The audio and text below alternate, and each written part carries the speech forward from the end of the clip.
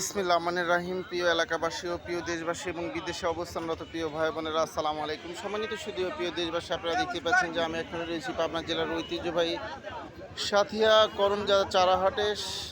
দেখতে পাচ্ছেন যে কৃষকদের এই চারা নিয়ে এসেছে হাটে, বিশেষ করে ধানের চারা দেখতে পাচ্ছেন। সম্মানিত সুধী ও প্রিয় দেশ, আপনারা জানেন যে কৃষি বাংলাদেশ কৃষিমাতৃক দেশ, অর্থাৎ যে কৃষির উপরে আমাদের সবচাইতে সব কিছু ডিপেন্ড করে।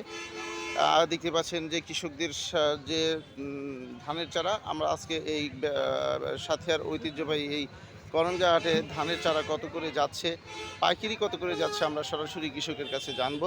কাকা আসসালামু আলাইকুম। আসসালামু আলাইকুম কাকা, আজকে ধানের চারা কত করে যাচ্ছে আটি?